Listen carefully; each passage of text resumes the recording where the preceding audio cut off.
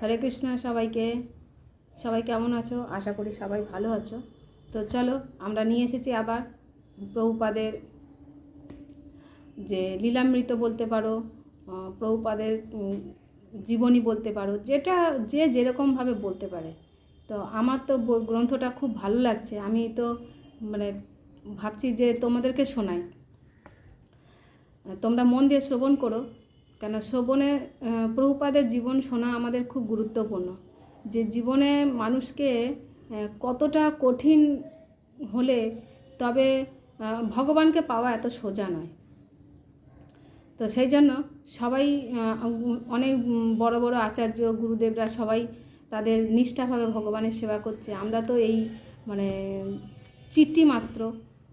এক একটা পিঁপড়ে হয় দেখবেন, একদম ছোট্ট, চোখে পড়ে না সেরকম। তো চলো, প্রভুপাদের এটা আমি পড়ছি, তাই তোমাদেরকেও শ্রবণ করাচ্ছি। মনোযোগ সহকারে শ্রবণ করো। আজকের পর্ব 2। নমো বিষ্ণুপাদায় কৃষ্ণপৃষ্ঠায় ভূতলে শ্রীমতে ভক্তিবেদান্ত স্বামিনীতি নামিনে নমস্তে সরস্বতী দেবে গৌরবাণী প্রচারিণে নির্বিশেষ শূন্যবাদী পশ্চাত্যতারিণে। জয় জগদ্গুরু শিল প্রভুপাদ কি জয়। পাঞ্ছাকল্পতরুভশ্চ কৃপা সিন্ধু এব চ পতিতানাং পাবনে ভো বৈষ্ণবে নমো নমঃ। জয় শ্রীকৃষ্ণ চৈতন্য প্রভু নিত্যানন্দ শ্রী অদ্বৈত গদাধর শিবাসাদি গৌর ভক্তবৃন্দ। হরে কৃষ্ণ কৃষ্ণ কৃষ্ণ হরে হরে, হরে রাম রাম রাম হরে। তো প্রভুপাদ তিনি যে গৃহ নির্মাণ করেছেন, সেখানে সারা পৃথিবীর মানুষ আশ্রয় নিতে পারবে, সারা পৃথিবী। হ্যাঁ, তো এখানে প্রভুপাদের কতগুলো মানে আগে যে প্রভুপাদ কোথায় কখন কিভাবে গেছিলেন, তো খুব সুন্দর সুন্দর ছবি দিয়ে তার প্রিন্ট দেওয়া আছে। তো পরে আমি অল্প অল্প করে, যেহেতু ছোটো ছোটো ছবিগুলো তো তুলে আমি অবশ্যই দেব। তো চলো, আজকে দ্বিতীয় দিন। আজকে হচ্ছে গৌরমোহনদের মতো রজনী দেবী অভয়চরণকে তাদের আদরের দুলালের মতন পালন করতেন। কিন্তু সেখানে তার স্বামী কোমলতা এবং তার পুত্রের পারমার্থিক জীবনের প্রগতির পরিকল্পনার মাধ্যমে তার বাৎসল্য প্রেম প্রকাশ করতেন। সেখানে তিনি অভয়কে সব রকমের বিপদ থেকে, রোগ থেকে এবং মৃত্যু ভয় থেকে রক্ষা করার প্রচেষ্টার মাধ্যমে তার বাৎসল্য প্রেম প্রকাশ করতেন। অভয়ের জন্মের পর তিনি ব্রত গ্রহণ করেছিলেন, যতদিন পর্যন্ত না তার পুত্র তাকে জিজ্ঞেস করছে যে তিনি কেন ভুল হাতে খাবার খাচ্ছেন, ততদিন তিনি বাম হাতে খাবার গ্রহণ করবেন। তাহলে এখানে মাকে যতক্ষণ না জিজ্ঞেস করবে, তার মানে এই জায়গাটা বোঝাচ্ছে যে সন্তানের ভিতরে কতটা তার বুদ্ধি সম্পন্ন হচ্ছে, কতটা সে মাকে স্নেহ করে, ভুল কোনটা সঠিক কোনটা, সেই জন্য মা এটা ব্রত। অবশেষে একদিন ছোট্ট অভয় যখন অনুরূপ প্রশ্ন জিজ্ঞাসা করলেন, তিনি তৎক্ষণাৎ ভুল হাতে খাবার গ্রহণ করা বন্ধ করে দিলেন। মানে বাম হাতে উনি খাবার গ্রহণ করতেন। আসলে এটি ছিল তাকে বাঁচিয়ে রাখার একটি ব্যবস্থা, কারণ তিনি রজনী দেবী মনে করেছিলেন এই ব্রত শক্তি অভয়চরণকে দীর্ঘকাল বাঁচিয়ে রাখবে। তার মা প্রায়ই তাকে গঙ্গা স্নান করতে নিয়ে যেতেন এবং নিজে হাতে স্নান করিয়ে দিতেন। একবার তার যখন আমাশা হয়েছিল, তখন তিনি তাকে গরম পুরি আর বেগুন ভাজা খাইয়ে আমাশা সারিয়েছিলেন। আমাদেরকে খেলে সারবে, আরও বাড়বে। যখনই অভয়ের কোনো রকম অসুস্থতা দেখা দিত, তখন অভয় কোনো রকম ওষুধ খেতে অনীহা প্রকাশ করতেন। কিন্তু অভয়ের জেদ সত্ত্বেও রজনী দেবী জোর করে তার মুখে ওষুধ ঢেলে দিতেন। অভয় যখন বিদ্যালয়ে যেতে চাইতেন না, তার পিতা কিছু বলতেন না, কিন্তু তার মা এই ব্যাপারে জোর করতেন। এমনকি বিদ্যালয়ে দিয়ে আসার জন্য একজন লোক ঠিক করিয়েছিলেন। সারা ভারতের অধিকাংশ স্থানে মানুষ শ্রীকৃষ্ণকে পরমেশ্বর ভগবান রূপে পূজা করে থাকেন। শ্রীকৃষ্ণের ভাষ্য অনুসারে বৈদিক শাস্ত্র, বিশেষত বহু পাঠিত ভগবদ্গীতা রচিত আছে। অতএব স্বভাবত অভয় ছোট থেকেই কৃষ্ণ ভাবনামৃত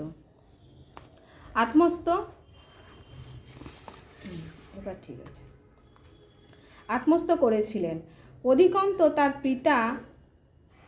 তার পিতা ছিলেন একজন ধর্মপরায়ণ মানুষ এবং প্রভুপাদ পরবর্তীকালে তার পিতাকে শ্রীকৃষ্ণের একজন খাঁটি ভক্তরূপে বর্ণনা করেছিলেন।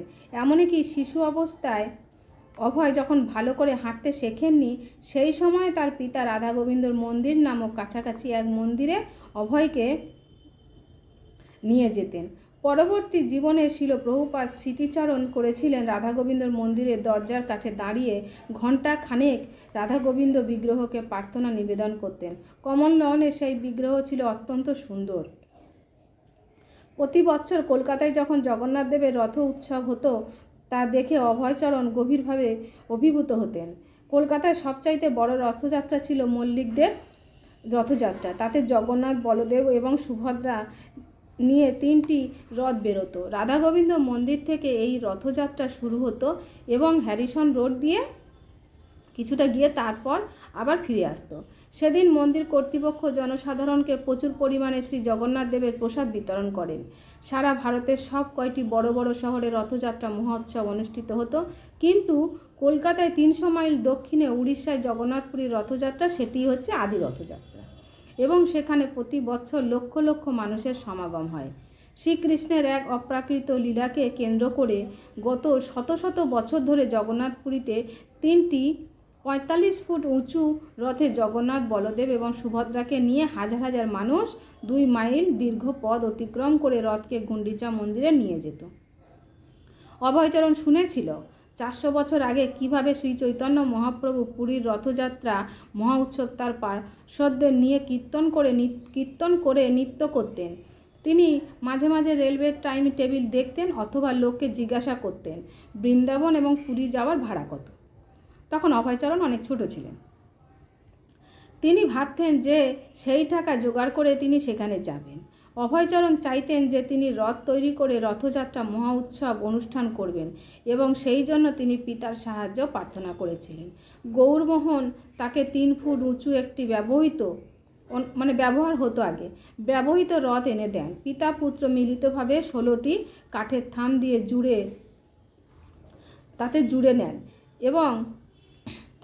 দেন এবং তার উপরে একটি চাঁদোয়া লাগিয়ে দেন। সেটি দেখতে তখন প্রায় জগন্নাথপুরীর রথের মতোই হয়েছিল। অভয় তার খেলার সাথীদের তাকে সাহায্য করতে অনুপ্রাণিত করেছিল, বিশেষ করে তার বোন ভবতারিণীকে, এবং তার স্বাভাবিকভাবেই তিনি ছিলেন তার বন্ধুদের নেতা। আর আবেদনে প্রতিবেশী মহিলারা রথযাত্রা মহা উৎসব প্রসাদ বিতরণের জন্য নানা রকম উপাদেয় সমস্ত খাদ্য প্রস্তুত করতে সম্মত হয়েছিল। খুব সুন্দর না? তো পুরীর রথযাত্রার মতন অভয়চরণের রথযাত্রা অনুষ্ঠানও 8 দিন ধরে অনুষ্ঠিত হয়েছিল। তার পরিবারের সদস্যরা এবং প্রতিবেশী ছেলে মেয়ে সকলে সেই শোভাযাত্রায় যোগ দিয়েছিল। রথের দড়ি ধরে টেনেছিল, করতাল ও মৃদঙ্গ বাজিয়েছিল এবং সংকীর্তনও করেছিল। অভয়চরণ বয়স যখন 6 বছর, তখন তিনি তার পিতার কাছে পূজা করার জন্য ভগবানের শ্রী বিগ্রহ চেয়েছিল। ছোটবেলায় থেকেই তিনি তার পিতাকে বাড়িতে পূজা করতে দেখেছিল এবং নিয়মিতভাবে রাধা গোবিন্দর মন্দিরে পূজা দর্শন করেছিলেন। তখন তার মনে হতো, কবে আমি এইভাবে রাধাকৃষ্ণের পুজো করতে সক্ষম হব। তার এই অনুরোধে তার পিতা ছোট্ট রাধাকৃষ্ণের যুগল মূর্তি তাকে কিনে এনে দেন এবং তখন থেকে তিনি রাধাকৃষ্ণের পুজো শুরু করেন। তিনি যা খেতেন সবার আগে তা রাধাকৃষ্ণকে নিবেদন করতেন এবং তার পিতা ও রাধা গোবিন্দ মন্দিরে পূজারীর অনুকরণে ধূপ দীপ সহকারে সেই শিব বিগ্রহের আরতি করতেন এবং রাত্রিবেলায় তাদের শয়নও করাতেন। 60-এর দশকের শেষ দিকে ছিল প্রভুপাদ যখন আমেরিকায় বিভিন্ন নগরীতে রথযাত্রা মহা উৎসব প্রচলন করেন এবং তার ইস্কনের মন্দিরগুলো যখন রাধাকৃষ্ণের বিগ্রহ প্রতিষ্ঠা করেন, তখন তিনি বলেছিলেন যে এই সমস্ত কিছুই তিনি তার পিতার কাছ থেকে শিখেছিল। কত সুন্দর এক পিতা তার সন্তানকে ভগবানের সঙ্গে যে সম্পর্কটা আমাদের, সেটাই শিখিয়েছিলেন। কেবল পারমার্থিক চেতনা সমৃদ্ধ সাহিত্যের মুদ্রণ ও বিতরণের মতন প্রয়োজনীয় কাজ যা কৃষ্ণ ভাবনামৃত প্রচারের জন্য খুবই গুরুত্বপূর্ণ, সেগুলো তিনি একান্তভাবে তার গুরু মহারাজ, যার সাথে তার যুবক বয়সে সাক্ষাৎ হয়েছিল, তার কাছ থেকেই শিখেছিল। অভয়চরণের কলেজ পড়বার সময় তার পিতা পরিচিত এক বণিক পরিবারের কন্যা রাধারানী দত্তের সঙ্গে তার বিবাহ আয়োজন করেন। বিবাহের পর বেশ কয়েক বছর অভয় তার বাড়িতেই ছিলেন এবং তার স্ত্রীও বাপের বাড়িতেই ছিলেন। তাই পরিবার প্রতিপালনের দায়িত্ব তার ছিল না। প্রথমে তাকে কলেজের পাঠ শেষ করতে হবে। স্কটিশ চার্চ কলেজে তার চতুর্থ বর্ষে অভয়চরণ নাস্তিক উপাধি গ্রহণে অনীহা অনুভব করেছিলেন। স্বাধীনতা আন্দোলনে তার সহানুভূতি উত্তরোত্তর বৃদ্ধি পাচ্ছিল এবং তিনি বুঝতে পারছিলেন যে ইংরেজ শিক্ষা ব্যবস্থার পরিবর্তে স্বদেশী শিক্ষা ব্যবস্থা ও নিজস্ব সরকার অনেক মঙ্গলজনক। কলেজে অভয়চরণকে দেখে এক ক্লাস উঁচুতে ছিলেন অত্যন্ত তেজস্বী এক জাতীয়বাদী পুরুষ, সুভাষচন্দ্র বসু, যিনি পরবর্তীকালে ভারতবর্ষকে ইংরেজ শাসকের কমলমুক্ত করার জন্য আজাদ হিন্দ ফৌজ গঠন করেছিলেন। যখন সুভাষচন্দ্র ভারতের স্বাধীনতা সংগ্রামে ছাত্রদের যোগদান করার জন্য সহযোগী উৎসাহী করে তুলেছিলেন, অভয় তা লক্ষ্য করেছিলেন। তিনি সুভাষচন্দ্রের দৃঢ়তা ও গভীর আগ্রহ পছন্দ করতেন, কিন্তু রাজনৈতিক কার্যকলাপে তার তেমন উৎসাহ ছিল না। অবশ্য স্বাধীনতা সংগ্রামের ভাবাদর্শ তাকে নাড়া দিয়েছিল। স্বরাজ এর গোপন আহ্বান যে সমস্ত ছাত্রদের উদ্বুদ্ধ করেছিল, অভয়চরণ ছিলেন তাদের একজন। অভয়চরণ বিশেষভাবে মোহনদাস করমচাঁদ গান্ধীর প্রতি আকৃষ্ট হয়েছিল। তিনি সর্বদা তাকে ভগবদ্গীতা রাখতেন এবং অন্যান্য গ্রন্থের তুলনায় সেই গ্রন্থটি দ্বারা প্রভাবিত হয়েই তিনি কথা বলতেন। তিনি মাদকদ্রব্য, আমিষ আহার এবং অবৈধ যৌন সঙ্গ বর্জন করে তার ব্যক্তিগত আচরণে খুব সুদৃঢ় ছিল। তিনি একজন সাধুর মতন সরল জীবনযাপন করতেন, কিন্তু অভয়চরণের দেখে বহু সাধুদের তুলনায় গান্ধীজির একনিষ্ঠতা ছিল অনেক বেশি। তিনি গান্ধীজির ভাষণগুলো পড়েছিলেন এবং তার কাজকর্মগুলো অনুসরণ করেছিলেন। তিনি ভেবেছিলেন গান্ধীজি হয়তো কর্মের ক্ষেত্রে পারমার্থিকতার প্রসার ঘটাতে পারেন। গান্ধীজি ভারতীয় ছাত্রদের প্রচলিত শিক্ষা বর্জন করতে আহ্বান জানিয়েছিলেন। তিনি বলেছিলেন, বিদেশি পরিচালিত শিক্ষা প্রতিষ্ঠানগুলো দাসত্বের মনোবৃত্তি সৃষ্টি করে। তারা মানুষকে ব্রিটিশের হাতের পুতুল ছাড়া আর কিছু তৈরি করে না। তবুও কলেজের একটি ডিগ্রি ছিল জীবনের প্রতিষ্ঠা লাভের পক্ষে খুবই জরুরি। অভয়চরণ সতর্কভাবে সব দিক বিবেচনা করে 1920 সালে কলেজে তার চতুর্থ বর্ষের পাঠ শেষ করে পরীক্ষায় সাফল্যের সঙ্গে উত্তীর্ণ হয়েছিল, কিন্তু তার প্রাপ্য ডিপ্লোমা তিনি প্রত্যাখ্যান করেছিলেন। এইভাবে তিনি গান্ধীজির আহ্বানে সাড়া দিয়ে প্রতিবাদ জানিয়েছিল। জালিয়ানবাগে এক শান্তিপূর্ণ জনসভায় শত শত নিরস্ত্র ভারতবাসীকে ইংরেজ সৈন্যরা নিঃসঙ্গভাবে হত্যা করছিল। তার প্রতিবাদে গান্ধীজি সম্পূর্ণ দেশবাসীর প্রতি আহ্বান জানায়। অভয়চরণ তার ডিগ্রি প্রত্যাখ্যানের মধ্যে দিয়ে গান্ধীজির স্বাধীনতা আন্দোলনের সঙ্গে নিজেকে জড়িয়েছিলেন। তার পিতা সেই জন্য অসন্তুষ্ট হলেও তিনি পুত্রের কাজকর্মে বিরক্ত প্রকাশ করেননি। ভারতীয় রাজনৈতিক ভবিষ্যতের থেকে তিনি পুত্রের ভবিষ্যৎ বিষয়ে অধিক চিন্তিত ছিলেন। সেই জন্য তিনি তার একজন ঘনিষ্ঠ হিতাকাঙ্ক্ষী ডাক্তার কার্তিকচন্দ্র বসু সহায়তায় তার জন্য একটি ভালো চাকরির ব্যবস্থা করেন। ডক্টর বসু ছিলেন একজন লভ্য প্রতিষ্ঠা শল্য চিকিৎসক এবং কলকাতায় বসু গবেষণাগার ছিলেন তার রাসায়নিক শিল্প প্রতিষ্ঠান। তিনি আনন্দের সঙ্গে অভয়চরণকে এই প্রতিষ্ঠানের বিভাগী ম্যানেজারের পদে অভিষিক্ত করেন। সারা জীবন ধরেই শিলপ্রভুপাদ 1922 সালে তার গুরু মহারাজ ছিল ভক্তি সিদ্ধান্ত সরস্বতী ঠাকুরের সঙ্গে প্রথম সাক্ষাৎকারের কথা স্মরণ করতেন। প্রথম দিকে তিনি তার এবার খুব গুরুত্বপূর্ণ কথা, এখন এবার মনটাকে ছেড়ে বেরোনো যাবে না। 1922 সালে গুরু মহারাজের সঙ্গে ওনার প্রথম সাক্ষাৎকারে স্মরণ করতেন। প্রথম দিকে তিনি তার পিতার কাছে আসা তথাকথিত সাধুদের দ্বারা প্রভাবিত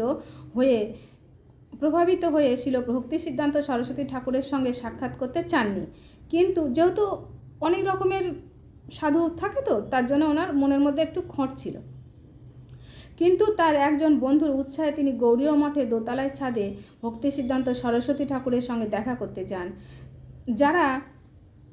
তারা যখন সেই সম্ভ্রান্ত দর্শন সন্ন্যাসীকে প্রণাম নিবেদন করে উঠে বসতে যাচ্ছিলেন, তখন তিনি কোনো রকম ভূমিকায় অবতারণ না করেই তাদের বললেন, তোমরা শিক্ষিত যুবক, তোমরা কেন সারা পৃথিবী জুড়ে শ্রী চৈতন্য মহাপ্রভুর বাণী প্রচার করছো না? এই সন্ন্যাসীকে প্রথম সাক্ষাতেই মহাপ্রভুর বাণী প্রচারের কথা বলতে শুনে অভয়চরণ খুব অবাক হয়ে গেছিলেন। ভক্তি সিদ্ধান্ত সরস্বতী ঠাকুরের দ্বারা প্রভাবিত হয়ে তিনি কয়েকটি বুদ্ধিদীপ্ত প্রশ্নের দ্বারা তাকে পরীক্ষা করতে চেয়েছিলেন। অভয়চরণের পরনে ছিল খদ্দরের ধুতি, যা তৎকালীন ভারতের গান্ধীজির রাজনৈতিক মতবাদ সমর্থনের একটি চিহ্ন হিসেবে পরিগণিত হতো। ভারতীয় জাতীয়বাদী চেতনায় উদ্বুদ্ধ অভয়চরণের প্রথমেই তাকে প্রশ্ন করেছিলেন, আপনার শ্রী চৈতন্য মহাপ্রভুর বাণী কে শুনবে? মানে শিল প্রভুপাদ প্রশ্ন করছে ভক্তি সিদ্ধান্ত সরস্বতী ঠাকুরকে, আপনার শ্রী চৈতন্য মহাপ্রভুর বাণী কে শুনবে?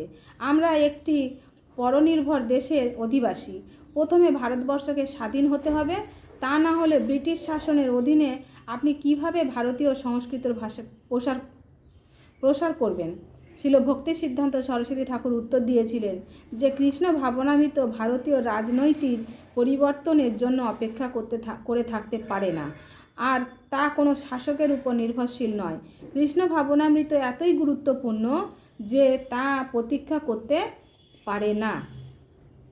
অভয়চরণ তার বলিষ্ঠ দেখে স্তম্ভিত হয়ে গিয়েছিল। সারা ভারতবর্ষ তখন আন্দোলনমুখর এবং তিনি সেই সাধুটিকে যা বলেছিলেন সারা ভারতবর্ষ তখন সেই মতো পোষণ করত। বাংলাদেশে অনেক বড় বড় নেতা, অনেক সাধু, এমনকি স্বয়ং গান্ধীজি এবং অনেক শিক্ষিত পারমার্থিক মনোভাবাপন্ন ব্যক্তিও এই সাধুটির মতামতের প্রাসঙ্গিকতা সম্পর্কে এই প্রশ্ন তুলতে পারতেন বলে তার মনে হয়েছিল। কিন্তু ভক্তি সিদ্ধান্ত সরস্বতী আরও বুঝিয়েছিলেন, সমস্ত সরকারই হচ্ছে অস্থায়ী। কৃষ্ণ ভাবনামৃত চিরন্তর সত্য ও চিন্ময় আত্মাই হচ্ছে প্রকৃতি। আমি মানুষের সৃষ্টি কোনো রাজনৈতিক ব্যবস্থার মানবতার উপযুক্ত হতে পারে না। এটি হচ্ছে বৈদিক শাস্ত্রের নিষ্পত্তি এবং পারমার্থিক গুরুদেবের পথ। তিনি বলেছিলেন, ব্যক্তিগত, সামাজিক অথবা রাজনৈতিক কল্যাণ তখনই সাধিত হয় যখন পরমেশ্বর ভগবানের সঙ্গে জীবের নিত্য সম্পর্ক পূর্ণ প্রতিষ্ঠা করার সাহায্য করে জীবকে পারমার্থিক পথে এগিয়ে নিয়ে যায়। তো চলো এইখানেই আজকে রেখে দিই, যেহেতু তাহলে আমাদের আবার সুবিধে হবে, কেন এরপরে আরও সুন্দর সুন্দর ভেতরে যত আমরা প্রবেশ করব গ্রন্থটায়, তো এত ভালো লাগবে যে কল্পনার বাইরে, যে কত কি বোঝাবো তোমাদেরকে। আমি আমি তো অত বোঝাতে পারি না। যাই হোক, তোমরা মনোযোগ সহকারে শ্রবণ করো। এখানেই আমি এটা রেখেছি, দাগটা দিয়ে রাখি, নইলে হারিয়ে গেলে আবার মুশকিল। ঠিক আছে, তোমরা এখানেই রাখছি। সবাই মিলে বলো, হরে কৃষ্ণ কৃষ্ণ কৃষ্ণ হরে হরে, হরে রাম রাম রাম হরে। জয় রাধা মাধব কি জয়, জয় জগন্নাথ বল্লভ সুভদ্রা মহারানী কি জয়, জয় গৌর নিতাই কি জয়, জয় প্রহ্লাদ মহারাজ কি জয়, জয় ভগবান নৃসিংহদেব কি জয়, জয় জগৎগুরু শিল প্রভুপাদ কি জয়, পতিত পাবন গুরু মহারাজ কি জয়, অনন্ত কোটি বৈষ্ণব বৃন্দ কি জয়, গুরু পরম্পরা কি জয়, মায়া কি জয়। হরে কৃষ্ণ।